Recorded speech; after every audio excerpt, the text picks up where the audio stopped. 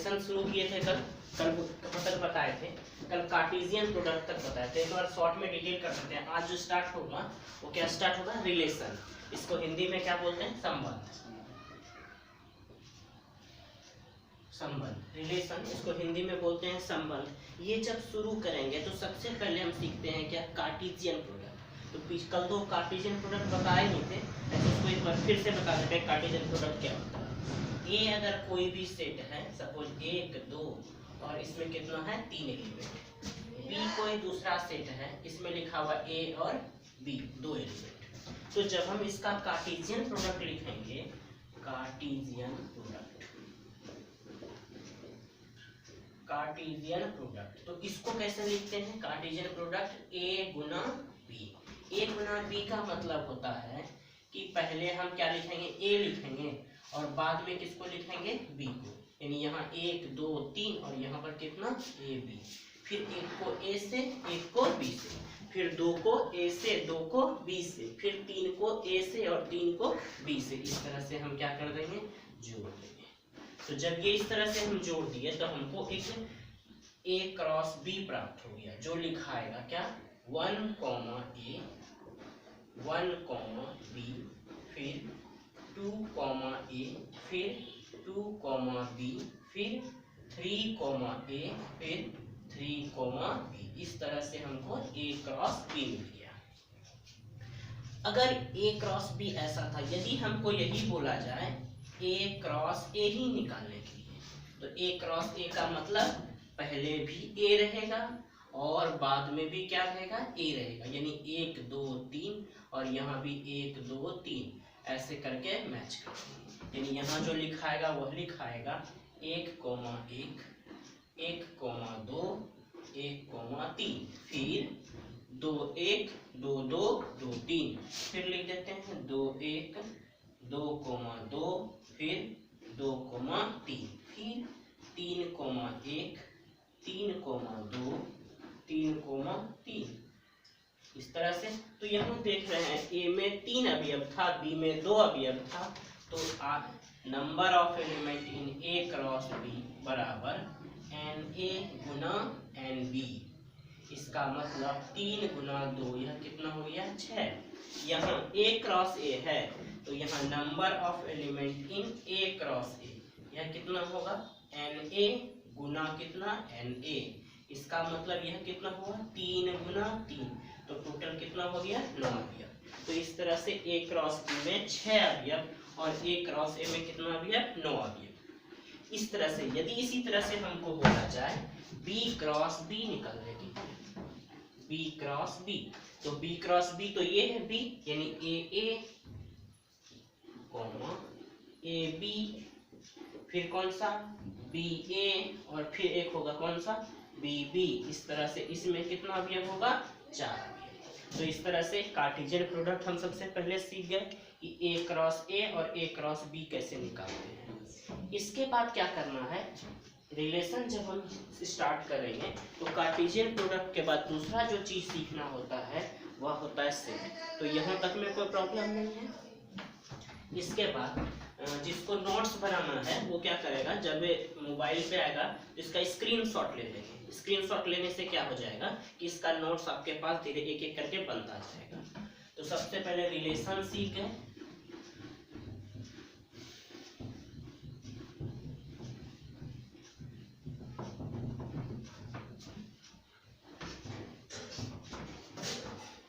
इसके बाद एक सीखेंगे सबसेट। सबसेट क्या होता है, यदि ए कोई सेट है 1 2 3 4 अवयव, इसमें बी कोई सेट है, यहाँ लिखा हुआ 1 2 3 4 5 6 7 8, इस तरह से। तो ए कोई सेट है, इसमें 4 अवयव है, बी कोई सेट है, इसमें 8 अवयव है। तो यहाँ ए का सारा एलिमेंट बी का एलिमेंट है, इसलिए लिखते हैं A is the subset of B. इसको पढ़ते हैं, A is the subset of B. इसका अर्थ हुआ ए बी का उपसमुच्चय है, ए बी का उपसमुच्चय है। ए क्या है, बी का उपसमुच्चय। क्यों ऐसा हुआ, ए में जो सिर्फ बी अवयव है, जो भी इसमें एलिमेंट है वह किसका एलिमेंट है, बी का ही एलिमेंट है, इसीलिए लिखेंगे ए सबसेट है किसका, बी का। तो लिखते हैं ए बी का उपसमुच्चय है। क्या बी भी ए का उपसमुच्चय है, तो बी का जितना भी एलिमेंट है वह ए का एलिमेंट नहीं है, इसलिए लिखेंगे बी ए का उपसमुच्चय नहीं है। यहाँ लिखेंगे B is not subset of A. मतलब क्या हुआ कि बी ए का उपसमुच्चय नहीं है। इसका मतलब हुआ बी ए का उपसमुच्चय, बी ए का उपसमुच्चय नहीं है। इसका अर्थ यही हुआ कि बी ए का उपसमुच्चय नहीं है। तो यहाँ से हम उपसमुच्चय को केवल जाने यदि ए का अवयव बी में उपस्थित है तो बोलेंगे ए सबसेट है किसका, बी का। दूसरा एग्जांपल, ए कोई सेट है, इसमें लिखा हुआ है कुछ भी ए बी सी। बी कोई सेट है, यहाँ लिखा हुआ कुछ भी सी ए बी, कुछ भी उल्टा। तो ए जो है सबसेट है यहाँ पर बी का। इसका अर्थ हुआ कि ए का सारा एलिमेंट बी में है और बी का सारा एलिमेंट भी ए में है। तो ए भी सबसेट है बी का और बी भी सबसेट है ए का। तो इसलिए यहाँ ए बराबर होगा बी। तो यहाँ ए और बी को बोलेंगे इक्वल सेट। ए और बी को बोलेंगे इक्वल सेट, समान समुच्चय। तो यहाँ तक कंप्लीट हो गया सब लोगों का। यहाँ तक में किसी को कोई प्रॉब्लम नहीं होगा। तो ए सबसेट हुआ बी का तो इस तरह का सिंबल यूज करेंगे, और अगर बी सबसेट नहीं है ए का, B is not subset, B का जो अवयव है वह ए का अवयव नहीं है, इसलिए लिखेंगे बी नॉट सबसेट ऑफ ए। ये इस तरह से सिंबल है। इसके बाद एक और वर्ड का यूज आप करते हैं। जैसे ए कोई सेट है, इसमें लिखा हो 1 2 3 4 5। तो 5 जो है इस सेट का सदस्य है, तो इसीलिए यहाँ पर एक सिंबल का यूज करते हैं, इसको बोलते हैं बिलोंग्स टू। इसका मतलब हुआ 5 जो अवयव है वह सेट ए का अवयव है, इसलिए यहाँ पर क्या करते हैं, बिलोंग्स टू। इसको पढ़ते हैं बिलोंग्स टू, बिलोंग्स टू। इसका अर्थ हुआ कि 5 एक अवयव है, जो किसका अवयव है, सेट ए का अवयव है, इसलिए यहाँ पढ़ेंगे बिलोंग्स टू। 7, यहाँ पर सिंबल ये होगा, नहीं होगा। क्यों नहीं होगा, क्योंकि यह 7 जो है इसका सदस्य नहीं है, इसलिए यहाँ लिखेंगे नॉट बिलोंग्स टू। तो ये हो गया बिलोंग्स टू। इसका मतलब 5 इस सेट ए का सदस्य है और 7 इस सेट ए का सदस्य नहीं है, इसलिए यहाँ लिखेंगे not belongs to,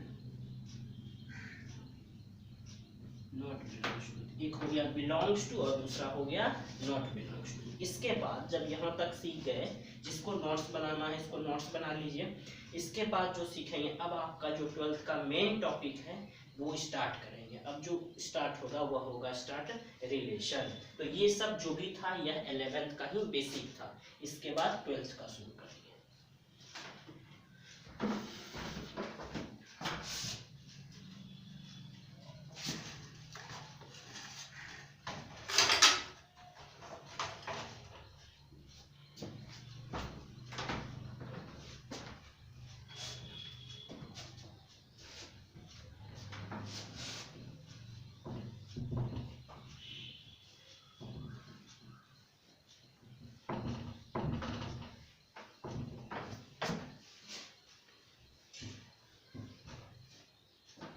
important notation जैसे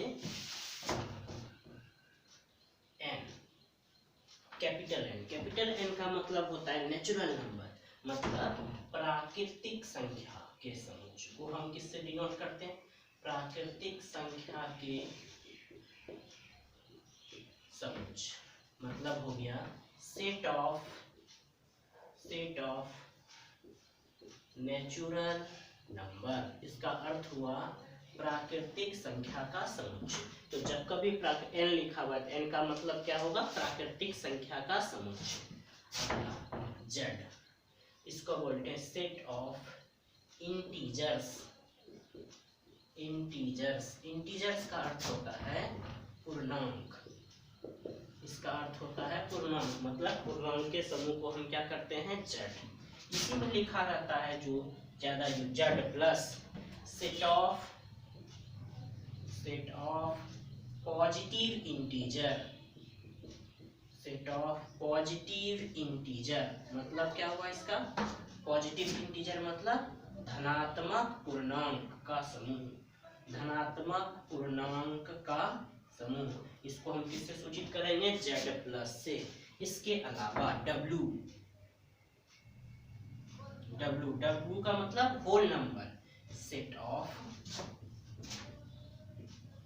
होल नंबर का अर्थ होता है पूर्ण संख्या।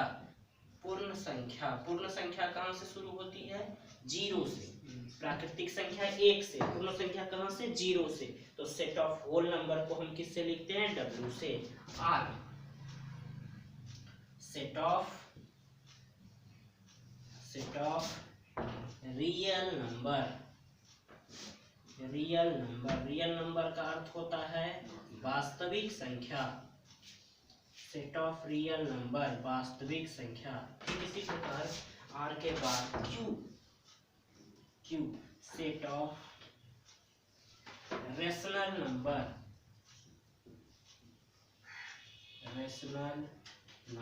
इसका अर्थ हुआ, रेशनल नंबर बोलते हैं किसको, परिमेय संख्या। परिमेय संख्या के समूह को हम क्या बोलेंगे, क्यू। वास्तविक संख्या के समूह को आर, पूर्ण संख्या के समूह को डब्ल्यू, पॉजिटिव पूर्णांक के समूह को जेड प्लस। इसी प्रकार अगर जेड माइनस रहेगा तो निगेटिव इंटीजर हो जाएगा। जेड का मतलब हो गया पूर्णांक के समूह को, प्राकृतिक संख्या के समूह को एन कहते हैं। ये महत्वपूर्ण सिंबल है जिसका यूज होता है। इसके अलावा कुछ अलग तरह का सेट होता है जिसको हम बोलते हैं एम्प्टी सेट। एम्प्टी इसी का दूसरा नाम है वॉइड सेट, या इसी को हम बोलते हैं क्या, नल सेट भी। तो ये तीनों सेट क्या होता है, ऐसा सेट जिसमें एक भी अवयव नहीं हो, अर्थात यह पूर्णतः खाली है। इसी को और लिखते हैं ए बराबर फाइव। ये फाइव एक ग्रीक लेटर है जिसको हम बोलते हैं फाइव का अर्थ होता है ऐसा सेट जिसमें एक भी अवयव नहीं है, उसे हम एम्प्टी सेट। तो एम्प्टी सेट उसको बोले जिसमें एक भी अवयव नहीं है। तो अगला जो होगा वह कौन सा, नॉन एम्प्टी सेट। तो नॉन एम्प्टी सेट उस सेट को बोलेंगे जिसमें क्या हो, कुछ अवयव हो। जैसे 1 2 3, इसमें 3 अवयव है। बी कोई सेट है, 1 2 3 4, इस तरह से बहुत सारा अवयव है, तो ये भी empty set, non empty set हो गया। अब ये नॉन एम्प्टी में इसको बोला जाता है फाइनाइट सेट।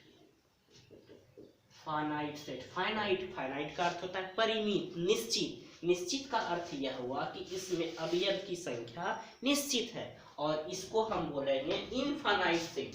क्यों, क्योंकि इसमें अवयव की संख्या निश्चित नहीं है, इसलिए इसे नाम दिया गया है इनफाइनाइट सेट। इसको बोलेंगे इनफाइनाइट सेट। और ये हो गया फाइनाइट सेट, इसको बोलेंगे इनफाइनाइट सेट। इनफाइनाइट सेट का अर्थ इसमें अवयव की संख्या निश्चित है, और इनफाइनाइट सेट का अर्थ हुआ इसमें अवयव की संख्या अनिश्चित है। तो यहाँ तक को अच्छी तरह से समझ में आ गया होगा।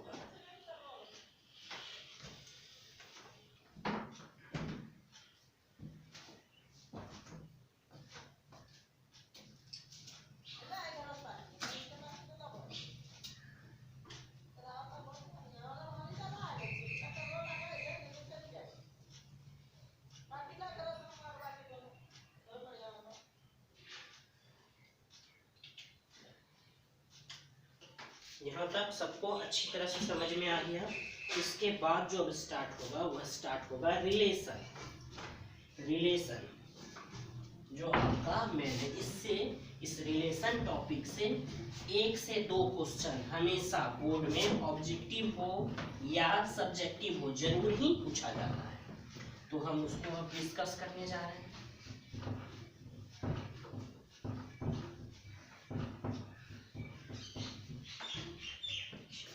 रिलेशन, यही आपका चैप्टर है। अभी तक हमने जो कुछ भी पढ़ा वह सब 11th का बेसिक था। रिलेशन यहाँ से आपका पूर्ण रूपेण शुरू होता है। तो रिलेशन, इसका जब हम परिभाषा ही स्टार्ट करेंगे तो लिखेंगे इफ, यदि A be any non empty set, A be any non empty set, इसका अर्थ हुआ नॉन एम्प्टी, अभी हम आपको बताएं नॉन एम्प्टी सेट उसको बोलते हैं। नॉन एम्प्टी एक ऐसा सेट होता है जिसमें कुछ अवयव हो। तो क्या ए यदि कोई नॉन एम्प्टी सेट है तो then relation R is the subset of A cross A। इसका अर्थ हुआ यदि R A कोई भी नॉन एम्प्टी सेट है, नॉन एम्प्टी सेट का अर्थ ऐसा सेट जिसमें कुछ अवयव हो, तो यदि A कोई नॉन एम्प्टी सेट है तो रिलेशन को R से सूचित करते हैं। यह क्या होगा? सबसेट होगा किसका? A क्रॉस A का। यानी इस पूरे को हम मैथमेटिकल फॉर्म में लिखें तो रिलेशन जो होता है वह सबसेट होता है किसका? A क्रॉस A का। रिलेशन सबसेट होगा किसका? A क्रॉस A का। अब इसका अर्थ यह हुआ कि सबसे पहले तो हमको A क्रॉस A जानना होगा। A क्रॉस A होता क्या है? तो A क्रॉस A अभी इसके जस्ट थोड़ा पहले हमने A क्रॉस A निकालने के लिए बता दिया। तो A क्रॉस A क्या होता है? A के एक साइड में A का अवयव लिखेंगे या दूसरे साइड में A का अवयव लिखेंगे, फिर इसको एक दूसरे से जोड़ेंगे तो रिलेशन जो होगा वह क्या होगा? A क्रॉस A का सबसेट होगा। और यहाँ A क्या होगा? Non empty set. Non empty set का अर्थ एक ऐसा सेट जिसमें कुछ अवयव हो। अब हम कुछ एक एग्जांपल से समझते हैं। फॉर एग्जांपल A कोई सेट है जिसमें लिखा हुआ है 1 2 और 3। A कोई सेट हम माने हैं जिसमें क्या लिखा हुआ है? 1 2 और 3। एक रिलेशन ऐसा दिया गया तो इसका A क्रॉस A सबसे पहले अगर हम निकालें तो आपको बताए हुए हैं कि 1 1 1 2 1 3, फिर क्या लिखेंगे? 2 1 2 2, फिर क्या? 2 3, फिर लिखेंगे 3 1 3 2 3 3। यह कैसे हम लिखे? आपको बताया है कि पहले A के अवयव को लिखना है। इस साइड में A का अवयव, इस साइड में भी A का अवयव, 1 2 3, यहाँ पर भी 1 2 3। फिर क्या करेंगे? इसको सबको बारी बारी से जोड़ेंगे। तो यहाँ 1 1 1 2 1 3, फिर 2 को 1 से, 2 को 2 से, 2 को 3 से, 2 1 2 2 2 3, फिर 3 को 1 से, 3 को 2 से, 3 को 3 से। इस तरह से ये A क्रॉस A कंप्लीट हो गया। अब एक रिलेशन है। रिलेशन किस प्रकार रहता है? इस प्रकार A, B सच दैट यहाँ कोई भी दो अवयव लिखाएगा A, B, ये इसका जनरल नोटेशन है। A, B such that A plus B is less than 5। इसका अर्थ क्या हुआ?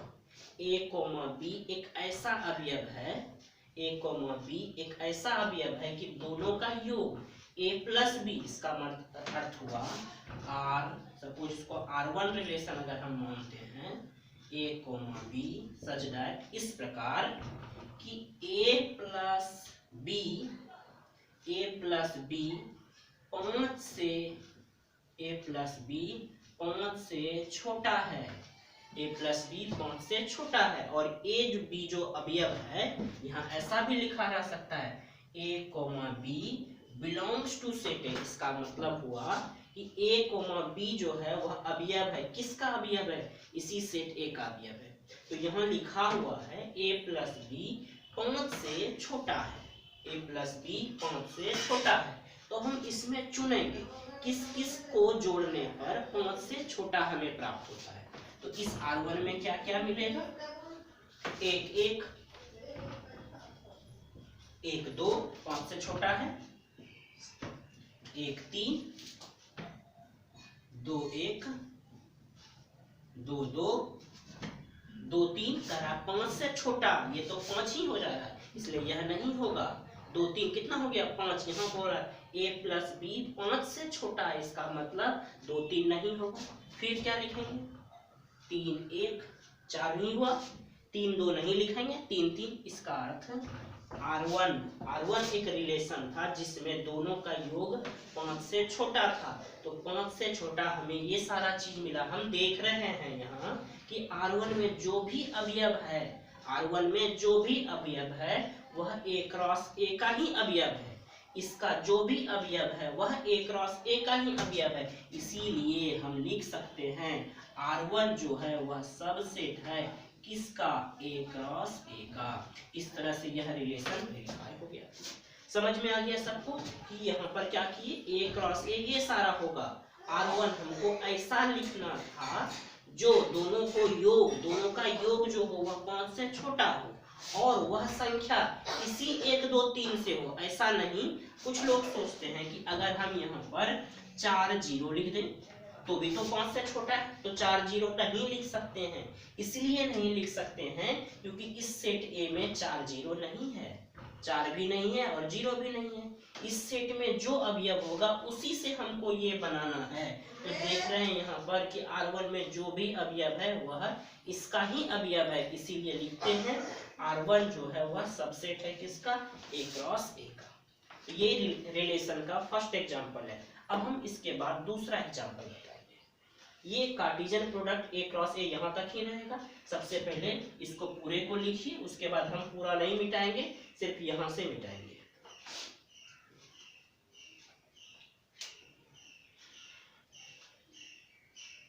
सब लोग लिख लीजिए जल्दी से। आप लोग जल्दीबाजी करने के लिए इसको स्नैपशॉट कर लीजिए, तुरंत हो जाएगा।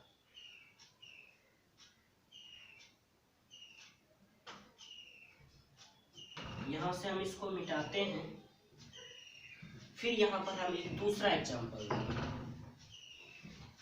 अब एक ऐसा दूसरा एग्जांपल, एक R2 एक रिलेशन है। यहाँ लिख दिए A, B such that A plus B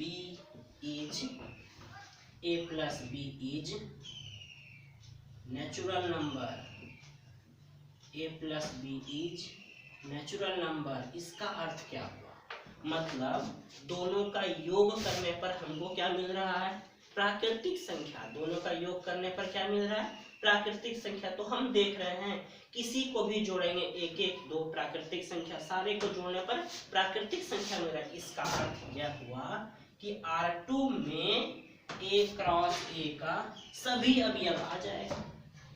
एक R2 में A क्रॉस A का सारा अवयव आ जाएगा। तो ऐसे रिलेशन का कुछ नाम दिया गया है। ऐसे रिलेशन को बोला गया है यूनिवर्सल रिलेशन। ऐसे को बोला गया है, इस रिलेशन को R2 को हम बोलेंगे यूनिवर्सल रिलेशन। मतलब क्या हुआ इसका, यदि रिलेशन में A क्रॉस A का सभी अवयव उपस्थित हो जाए तो ऐसे रिलेशन को हम क्या बोलेंगे, यूनिवर्सल रिलेशन लिखेंगे। यदि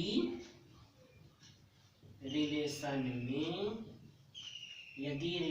में A क्रॉस A का सभी अवयव उपस्थित हो, A क्रॉस A का सभी अवयव उपस्थित हो तो उसे यूनिवर्सल को बोलते हैं सार्वत्रिक, सार्वत्रिक संबंध कहेंगे। सार्वत्रिक, इसको इंग्लिश में बोलते हैं universal relation. A relation is बोल देते हैं if all element of A cross A present on the relation. if all elements of A cross A present on the relation if all element of A cross A, यहाँ देख रहे हैं A cross A का सभी अवयव इस relation में उपस्थित हो जा रहा है। क्यों? क्योंकि सबको जोड़ने पर हमें प्राकृतिक संख्या ही मिल रहा है। अतः इस R2 रिलेशन को हम क्या बोलेंगे, यूनिवर्सल रिलेशन। तो यूनिवर्सल रिलेशन क्या हो गया, यदि A क्रॉस A का सभी अवयव रिलेशन में उपस्थित हो तो ऐसे रिलेशन को हम नाम दिए हैं, क्या नाम दिए हैं, यूनिवर्सल रिलेशन। समझ में आ गया। उम्मीद करते हैं कि यहाँ तक सबको फिर समझ में। आप फिर क्या करेंगे, इसको अलग से नोट्स बनाएंगे, फिर अगला लिखेंगे। तो ये यहाँ तक ही रहेगा, इसके बाद फिर आगे लिखेंगे।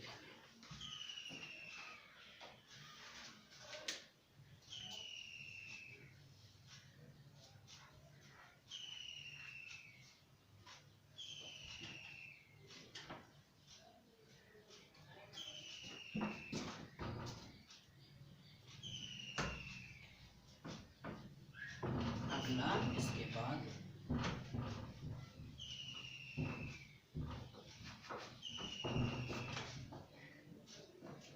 Empty relation. Empty relation, empty नाम से भी मतलब है आप लोगों को सबको। एम्प्टी का मतलब क्या होता है, खाली, रिक्त, जिसमें कुछ हो ही ना, रिक्त संबंध। इसका मतलब परिभाषा भी आपको पता होना चाहिए। रिक्त संबंध मतलब ऐसा संबंध जिसमें एक भी अवयव ना हो, ऐसा संबंध जिसमें एक भी अवयव नहीं हो। If no any element, no any element present on the relation, no any element present on the relation। इसका अर्थ हुआ यदि संबंध में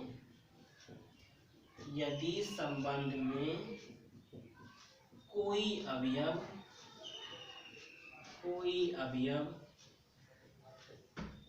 उपस्थित ना हो। यदि संबंध में क्या हो, कोई अवयव उपस्थित ना हो। इसका अर्थ हम एक रिलेशन एग्जांपल ले रहे हैं, R3 A, B such that A plus B is greater than 6। अब हमको इसी 3 संख्या से ऐसा संख्या लिखना है जिसका योग 6 से बड़ा हो, जिसका योग 6 से बड़ा हो। तो 6 से बड़ा होने के लिए 3 और 3 तो 6 होगा।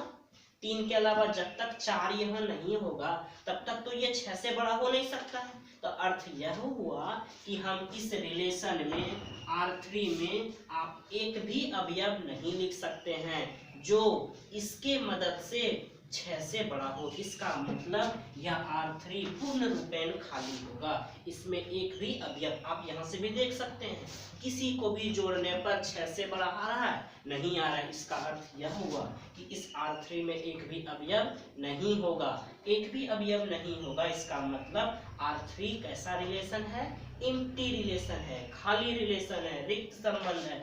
और इसी को लिख सकते हैं हम R3 बराबर 5 का अर्थ यह हुआ, यह एक ऐसा संबंध है जिसमें एक भी अवयव नहीं। आपसे एक क्वेश्चन पूछा जा सकता है कि एम्प्टी रिलेशन किसे कहते हैं, तो किसे कहेंगे कि जिसमें कोई भी अवयव नहीं हो। एम्प्टी रिलेशन में अवयव की संख्या क्या होती है, 0। R3 बराबर 5, एक भी अवयव नहीं है, तो एम्प्टी रिलेशन में अवयव की संख्या क्या होगी, 5 अर्थात 0। यूनिवर्सल रिलेशन किसको बोलेंगे, ऐसा रिलेशन जिसमें A क्रॉस A का सभी अवयव उपस्थित हो, उसे हम क्या बोलेंगे, यूनिवर्सल रिलेशन। तो आज का क्लास इतना ही रहेगा। पहले आप इसको अच्छे से पढ़ेंगे, सारे का नोट्स बना लेंगे, और जितने लोगों के पास ये वीडियो जाएगा ज़्यादा से ज़्यादा शेयर कीजिएगा, ताकि जो भी स्टूडेंट है सबको इस लॉकडाउन में जरूरी से जरूरी काम के लिए बाहर ना निकलना पड़े और अपने घर में ही बैठ के पढ़ाई करें। तो इस चैनल को सब लोग जरूर लाइक और सब्सक्राइब करके नेक्स्ट बेल आइकन भी बजाएंगे, तभी आपका क्या होगा कि जो भी हम वीडियो अपलोड करेंगे वो आपको सबसे पहले मिलेगा। ठीक है, धन्यवाद, थैंक यू।